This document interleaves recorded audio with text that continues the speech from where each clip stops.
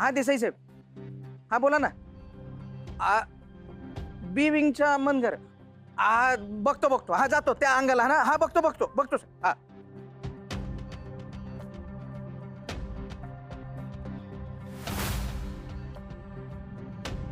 हा कोण इथं झोपलाय सकाळी सकाळी? ए बाबा, ए बाबा, ए उठ उठ. अरे ही काय सोसायटी तुझी आहे काय? सकाळी सकाळी इकडे झोपलाय तर उठ उठ. रे अनिश दादा, अहो अनिश दादा, अहो तुम्ही इथं कुठे झोपलाय? अहो उठा उठा बघू. अहो अशोक मामांनी बघितलं तर काय वाटेल त्याला. उठा उठा बघू उठा. चला अहो सावकाश. अहो अहो काय काय अवतार करून घेतलाय हा? अहो तुम्ही शिकली सवरलेली माणसं, तुम्हीच अशी दारू प्यायला लागले तर कसं म्हणा. चला आपण घरला जाऊ चला. अहो हे पट्टी कसली आहे? अहो तुमच्या डोक्याला लागलं का काय? बापरे, डोकं नको खाऊ. तुला काय रे? नसत्या चौकशा करतोय. जा चल. अहो केवढी प्यायली ही दारू तुम्ही?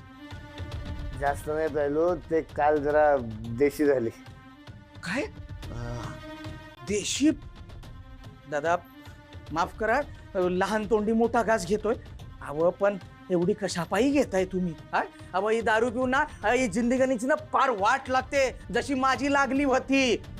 तवाच जर का फुलराणीचं ऐकलं असतं तर आपण अशोक मामान भैरवी ताईमुळं माझं आयुष्य सुधारलं बघा. तुम्ही एक काम करा, चला घरला चला. किती बडबड करतो रे, डोकं फडबड करतोय, जड झालंय. शांत बस चल. अहो म्हणून म्हणतो तुम्ही घरला चला आणि घरला जाऊन झोपा. चला चल चल चल, हात नको लाव. चल सोड मला, अहो सोड मला. चला अहो दादा, अहो इथं कुठे चाललेत? आपलं घर तिकडे मला वरती. घरी नाही जायचं, मला बाहेर जायचंय. तुम्ही काय बी ऐकून चला चला चला लवकर चला. कोणी बघितलं तर काय म्हणतील? चला चला बघू. सोड मला. अहो दादा थांबा घरी नाही जायचंय. थांबा. अहो तुमचं बूट तिथं बाकड्याकडे राहिलं. थांबा मी घेऊन येतो बूट. थांबा दादा, चला बघू या. चला घरला चला. इकडे वरती जायचं. I'm fine. थांब. हा ठीक आहे.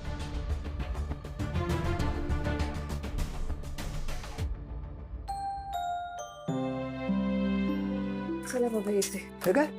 कुठे झालीस तू? जरा महत्वाचं काम आहे बाबा. काय काम आहे? मी निलिमा आत्यांकडे जाते. निलिमाकडे?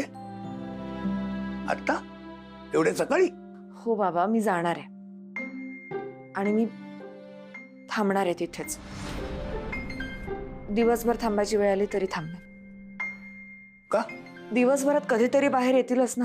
अगदी 2 सेकंदासाठी बाहेर आला तरी चालेल, पण मी त्यांना रिक्वेस्ट करणार आहे की त्यांनी तुम्हाला भेटावं म्हणून. भैरवी, हे सगळं तू माझ्यासाठी बोल. बाबा हे बघा, माझं ठरलंय. जोपर्यंत निलिमा आत्या या घरात येत नाही तोपर्यंत मी गप्प बसणार नाही. आणि हे बघा, तुम्ही नाही म्हणालात ना तरी सुद्धा मी जाणारच आहे. त्यामुळे आपण यावर नको बोलायला परत. तुम्ही मला सांगा, तुम्ही मला किती वाजता भेटू शकणार आहात? माहित नाही, म्हणजे नक्की सांगता येत नाही. का? सध्या हर्षा सूड उगवल्यासारखं काम सांगते. बॉस व्हायला माणसाच्या अंगी कुवत असावी लागते. ती तिला झेपत नाही. मग तिची सतत चिडचिड आणि आरडाओरडा सुरू असतो. त्यामुळे काम सतत वाढतंय आणि कामाचा स्ट्रेसही होतोय. मी ऑफिस मधल्या कामातून कधी मोकळा होऊन काही सांगता येत नाही. ठीक आहे, काही हरकत नाही. तुम्ही काम संपवून या. आपण तिथे 5-5:30 पर्यंत भेटू. ओके? भैरवी, हा.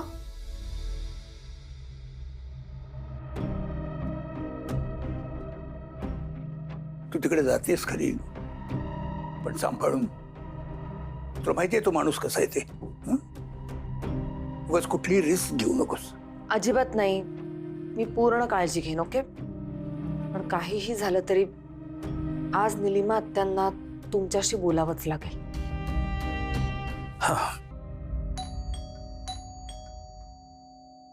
मी बघते. या सावकाश. अनिश, ही काय अवस्था झाली आहे तुझी? अनिश, तू पिऊन आलायस का? हे गप का? हा देऊ का नाही?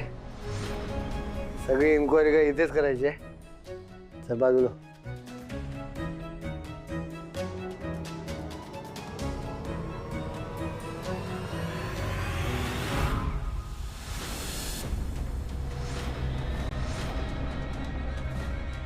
ते भैरवीला बोललो होतो मी मित्राकडे जातो म्हणून. तोंडाला वास येतोय अनिश. तू आता सरळ नीट सांगणार आहेस का 2 मुस्काटीत मारू तुझ्या? पार्टी होती मित्राकडे म्हणून गेलो होतो. इकडे दारू ढोसून आलास. मग काय दूध पिऊन येणार होतो काय? कमान बाबा, लहान नाही मी आता. तोंड उचकुटून उलट बोलू नकोस. डोक्याला काय झालं तुला? हं? सारखा हात लावतोस मगापासून. काय झालंय? काय आहे कपडे हा सगळे? काय दारू ढोसून गटारात लोळत होता तू काय? हं? नाही, बाथरूम मध्ये पाय घसरला. बाथरूम मध्ये पाय घसरून पडला. माझ्या सहनशीलतेचा आता अंत बघू नकोस, नाही तर बघेन आणि हे वाटेला काढ. प्लीज राहू द्या. तुम्ही लवकर आवरून घ्या. उगाच ऑफिसला उशीर नको व्हायला. त्यांना स्वतःच्या जबाबदारीची जाणीव नाहीये. त्यांच्यासाठी आपण आपली कामं सोडून नाही चालणार बाबा.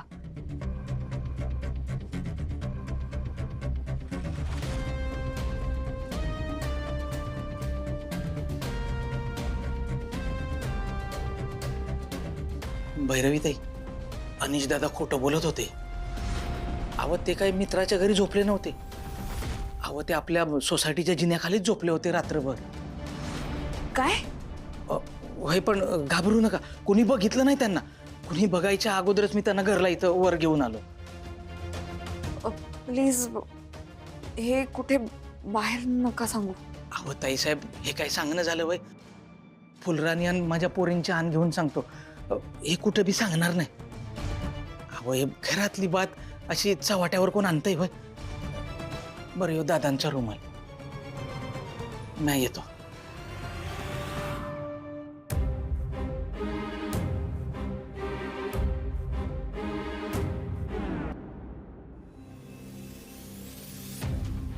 स्वतःच्या आयुष्याची वाट लावून घ्यायचं ठरवलंयस का तू? आता दारू पिऊन रस्त्यावर झोपण्याची वेळ आली आहे का तुझ्यावर? बाबांना जरी थिर कळली ना तर बस, आधी डोकं खूप दुखतंय, अजून फिरवू नकोस. तुला कळतंय का अनिश घरात काय चाललंय आणि तुझं काय चालू आहे? इथे मी निलिमा आत्या आणि बाबांना एकत्र आणण्यासाठी जीवाचं रान करते आणि तू? तुम्हाला ज्याच्यात आनंद मिळतो ते तुम्ही करा. मला जे करायचं ते मी करतो. मदत तर काही करत नाही आहेस, उगाच शहाणपणा शिकवतेस.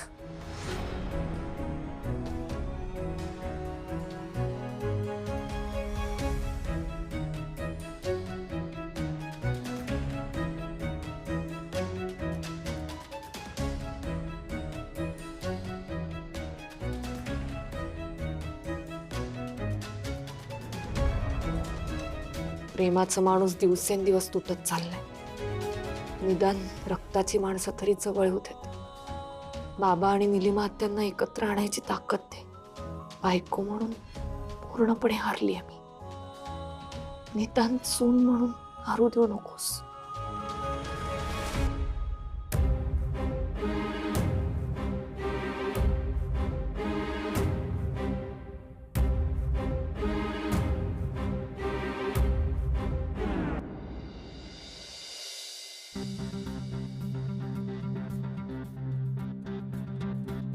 हो ताई, कुठे चाललात? जाधव काकू आहेत का? त्या तर गावी गेल्या आहेत. काय? हो, आज सकाळच्या पारीच त्या गावी गेल्यात. अरे देवा, मग कधी येणार आहेत आता? आता 2-4 महिन्यानंतरच येतील त्या. काय आहे, गणपतीच्या नंतर त्या गावी जातात आणि वर्ष संपेपर्यंत त्या गावीच राहतात. काय, कुठलं गाव आहे त्यांचं? नक्की कुठे गेल्यात त्या? ते आपल्याला माहित नाही. अहो असं कसं? एवढ्या वर्षांमध्ये त्यांच्या बोलण्यात तरी आलं असेल. कोणाला तरी विचारा नाही तर. नाही, त्या कुठे गेल्यात त्या माहित नाही मला. तुम्ही जा, तुम्हाला त्या भेटणार नाहीत. जा तुम्ही.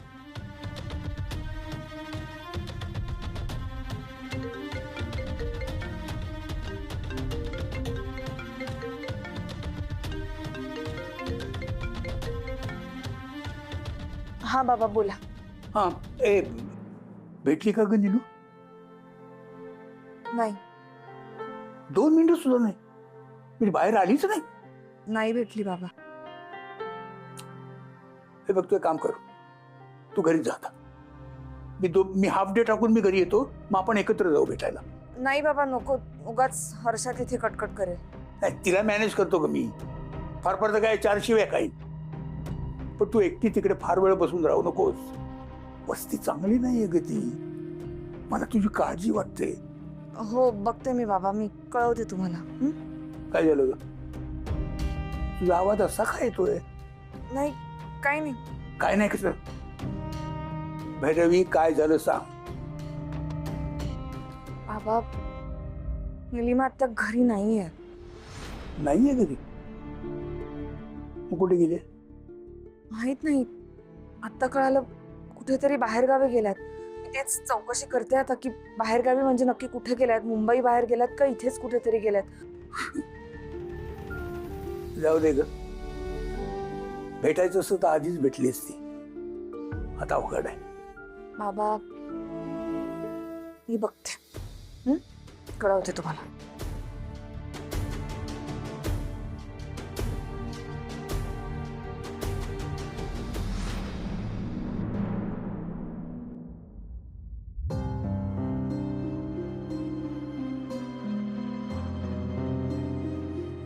अनिश, नीलूला शोधण्याच्या नादात माझं तुझ्याकडे लक्ष नाही असं समजू नकोस.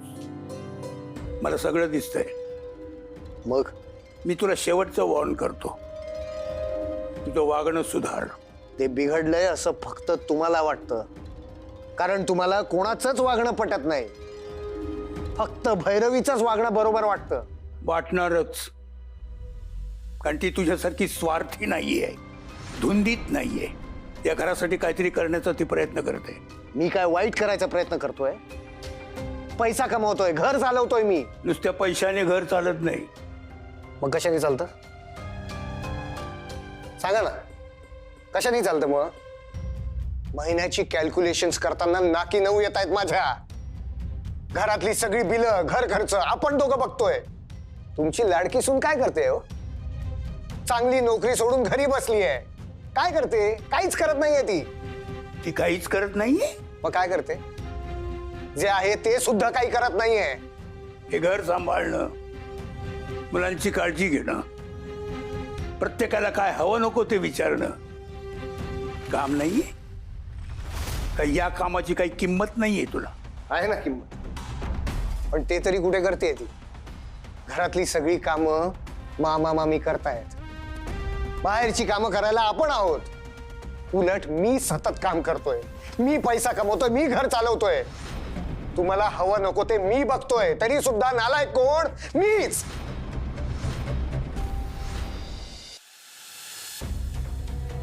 आणि हो, सांगा तुमच्या लाडक्या सुनेला, निलिमा आत्याला शोधायच्या नावाखाली हा जो काही दिवसभर टाइमपास चाललाय ना, तो थांबाव म्हणावं.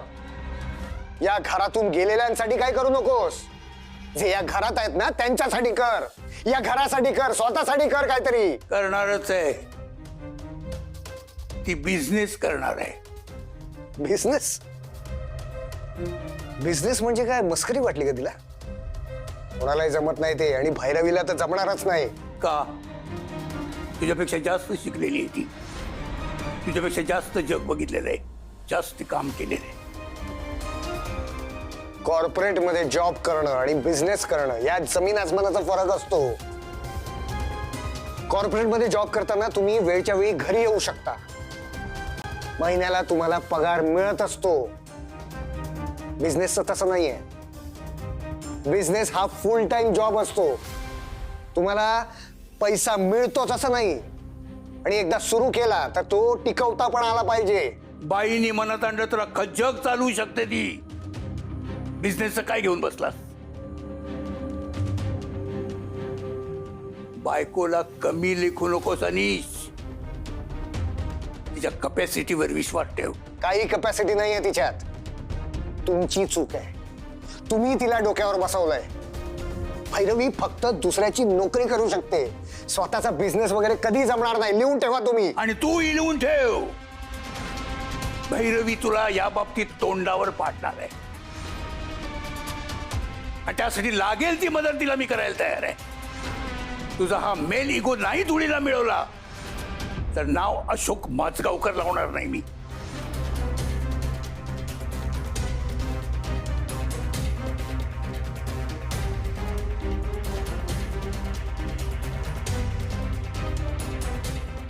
राजो नाही जाऊ दे, गेले गेले भाऊजी, जाऊ दे.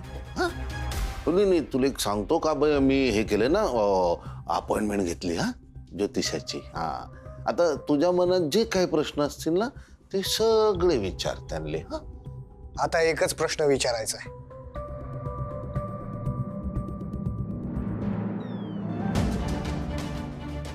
माझी बायको माझी गुलाम कधी होईल?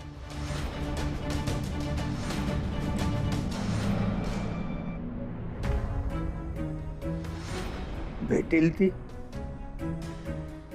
हो बाबा, निलिमा त्या आहेत आणि तुम्हाला भेटतील लवकरात लवकर. मी बाबांना शब्द दिला होता आणि त्यासाठी काय वाटेल ते करायची तयारी होती माझी. अजूनही आहे. पण आता निलिमा आत्याच इथे नसतील तर काय करू, कुठे शोधू? नाही, मला असं मागे फिरून नाही चालणार. निलिमा आत्या घरी याव्यात ही आईंची शेवटची इच्छा होती आणि काहीही झालं तरी मी ती पूर्ण करणारच. काय करू, कुठे शोधू आत्यांना? त्यांच्या गावचा पत्ता काही करून शोधावाच लागेल. जगाच्या कोपऱ्यात जिथे कुठे असतील तिथे जाऊन त्यांना भेटावं लागेल. हा हा, ए बारक्या. हा साहेब इकडे. अरे त्या जाधव काकांना एक चहा आणि क्रीमरोल घेऊन जा, त्यांचा कॉल होता मला.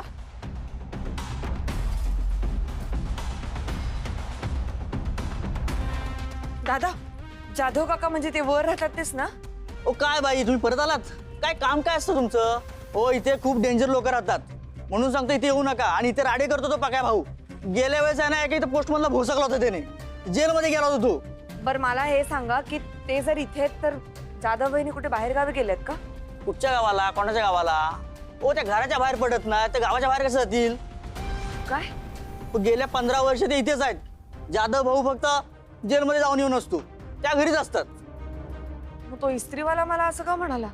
ओ तो इस्त्रीवाला, इथली लोक त्या पाक्या भाऊला आहे ना खूप घाबरतात. त्याच्यामुळे तुम्हाला काहीतरी सांगितलं असेल त्यांनी.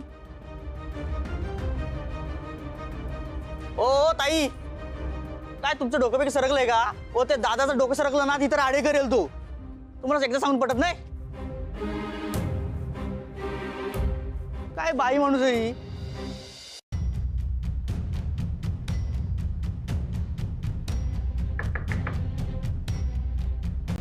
काकू, काकांनी ते चहा आणि क्रीम रोल मागवलं होतं.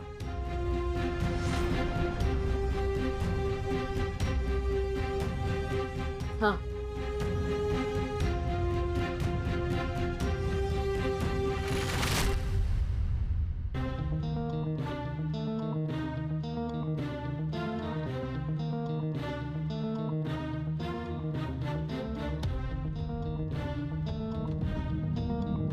मला बोलायचं तुमच्याशी.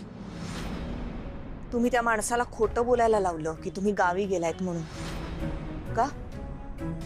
तुमचा माझा काहीच संबंध नाहीये ना? तुम्ही माझ्या सासऱ्यांना ओळखत सुद्धा नाही. मग तुम्हाला आमच्यापासून लपवायची का गरज भासली? मला खरं सांगा, तुम्ही कोणाला घाबरताय का? तुमच्या नवऱ्याला घाबरताय का तुम्ही? ए बाई, जा ना इथून. कशाला माझ्या डोक्याला ताप देते? तू जा. हे बघा, मग आधी बोला माझ्याशी, त्याशिवाय मी कुठेही जाणार नाही. जास्त वेळ नकोय मला, फक्त 5 मिनिटं. मला नाही बोलता यायचं. मी वाटेल ते झालं तरी इथून जाणार नाहीये. अगं, माझा नवरा उचलून नेईल आणि देईल टाकून कुठेतरी. कळतंय का तुला? मी नाही घाबरत अशा माणसांना. बघू ना काय करतोय. बोलवा त्याला. कुठे आहे तुमचा नवरा? बोलवा त्याला. ही अशी दमदाटी आणि गुंडागिरी करून ना तुम्ही गप्प बसत असाल, मी नाही बसणार. आता ते आहेत आणि मी आहे, बघते त्यांना. कुठे आहेत ते? ए बाई, मी पाया पडते तुझ्या अबद्दल, पण माझ्या आयुष्यातली उरली सुरली शांती पण नको घालवू ना बाई. तू अशील शूरवीर. मी नाही आहे बाई. मी एक साधी सरळ बाई आहे. आणि तुला माझा नवरा माहित नाहीये ना? म्हणून बोलतेस असं. माझा नवरा काय करू शकतो ते मला माहितीये, म्हणून घाबरते मी त्याला. तू तू जा ना बाई, तू जा. हे बघा, ऐका माझा हत्या. जो घाबरतो ना, अशा माणसांनाच घाबरवतात ही लोक. तुमची भीती आहे ना, त्या माणसाची सगळ्यात मोठी ताकद आहे. आणि जोपर्यंत ती आहे तोपर्यंत तुम्हाला त्रास होत राहणार. प्लीज नका अडकून घेऊ या तुरुंगात स्वतःला. बाहेर पडा. तुमची भीती सोडून एक पाऊल, फक्त एक पाऊल पुढे टाका. कदाचित तुमची या सगळ्यातून सुटका होऊ शकते. मला नाही जमायचं. ऐका माझं, एक मिनिट या इकडे. आज संध्याकाळी 5 वाजता चहावाल्यापाशी या. तुमचे भाऊ अशोक माजगावकर तिथेच भेटतील तुम्हाला.